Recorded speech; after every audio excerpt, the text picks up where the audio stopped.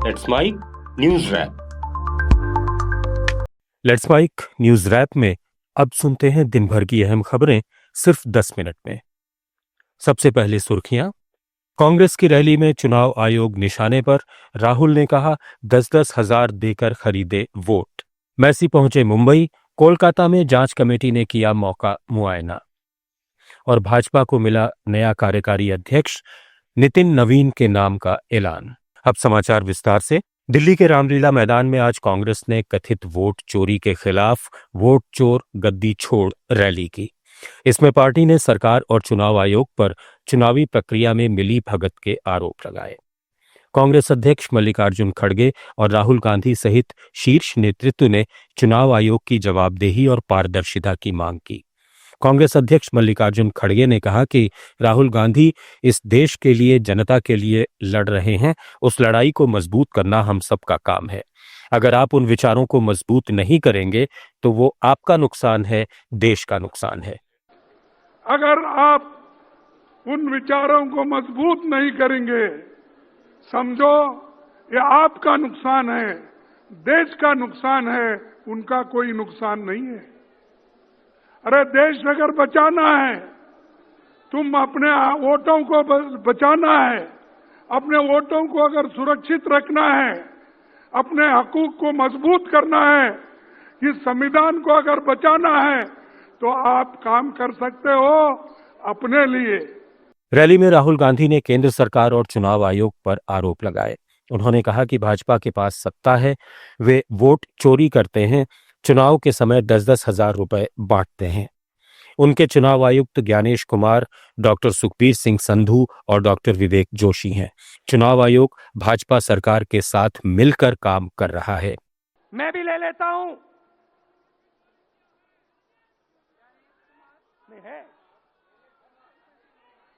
Gyanesh Kumar, doctor Sukhbir Singh Sandhu, doctor Vivek Joshi. याद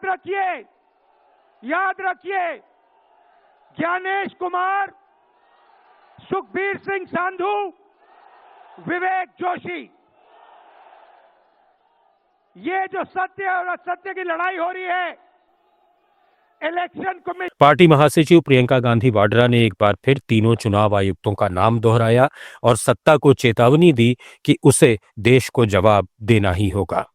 ज्ञानेश कुमार, सुखबीर सिंह संधू, विवेक जोशी, ये देश इन तीन नामों को नहीं भूलेगा। ये चाहे कितने भी बड़े ये कितने भी इंतजाम कर लें इन लोगों को बचाने के लिए, एक दिन इन्हें इस देश को जवाब देना पड़ेगा कि किस तरह से इन्होंने हमारे वोटों का अधिकार हमसे छीनने की कोशिश की, किस तरह से इन्होंने साजिश रची।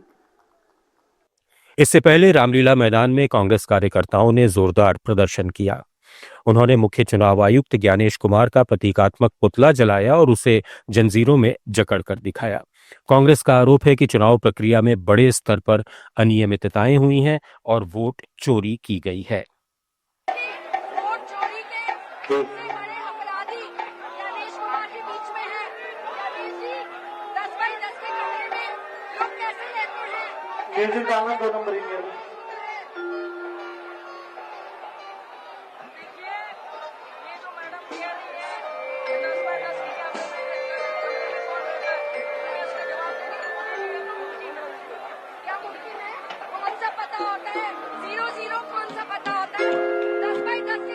भाजपा संसदीय बोर्ड ने बिहार के कैबिनेट मंत्री नितिन नवीन को पार्टी का राष्ट्रीय कार्यकारी अध्यक्ष नियुक्त किया है।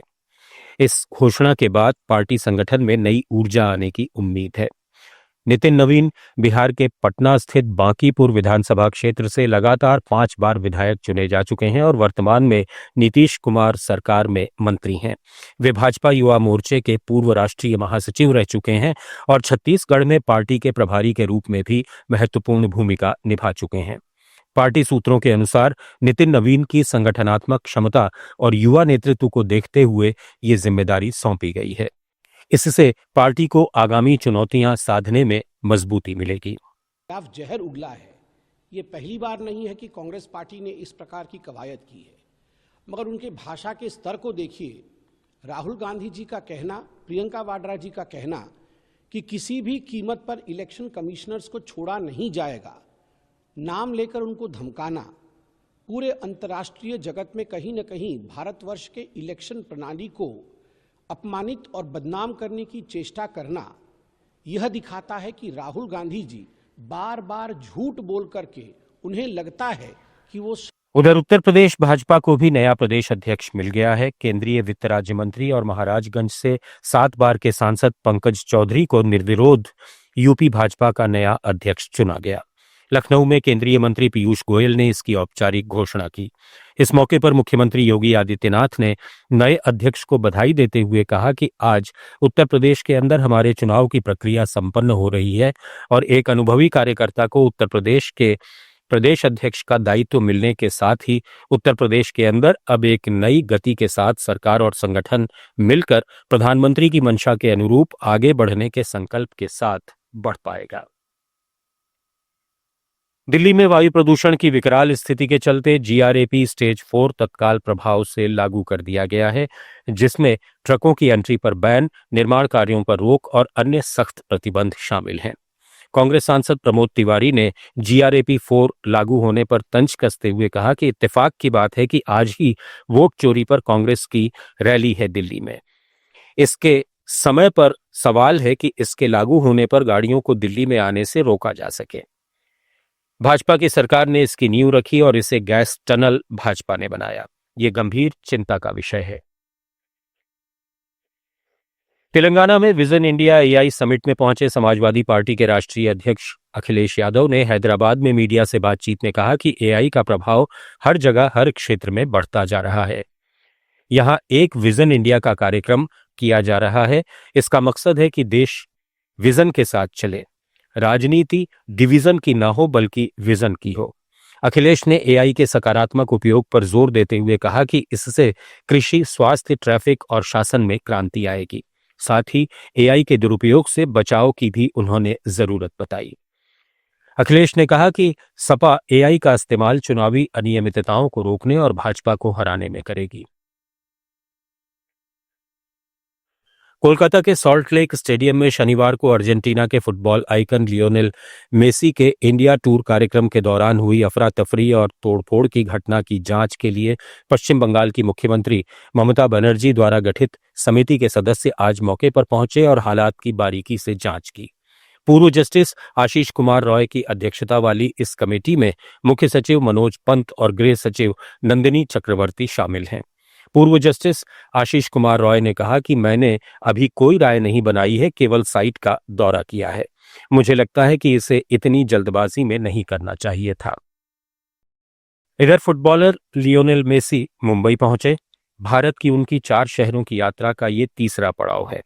मुंबई में मेसी इंडिया टूर के मुख्य कार्यक्रम के लिए वानखेड़े स्टेडियम आए। कोलकाता में उनकी उपस्थिति के दौरान भड़की हिंसा से सबक लेते हुए मुंबई पुलिस ने सुरक्षा के कड़े प्रबंध किए। कड़े प्रवेश नियम, वॉच टावर और भीड़ नियंत्रण उपायों के साथ अधिकारियों का मकसद भगदड़ जैसी स्थितियों को रोकना था।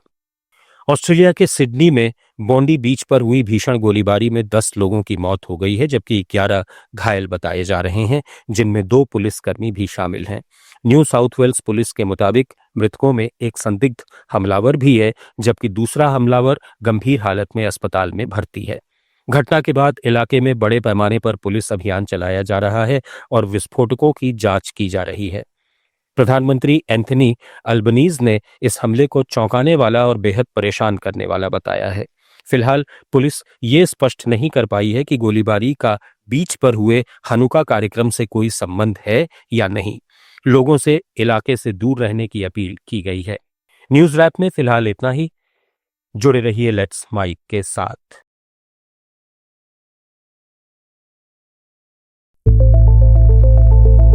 It's time for news. It's time for more than radio. Presenting the first radio news app, Let's Mike. Let's Mike, a news-based app on your phone where you get to watch and listen news, talk shows, interviews, radio show podcasts. On Let's Mike, you get all relevant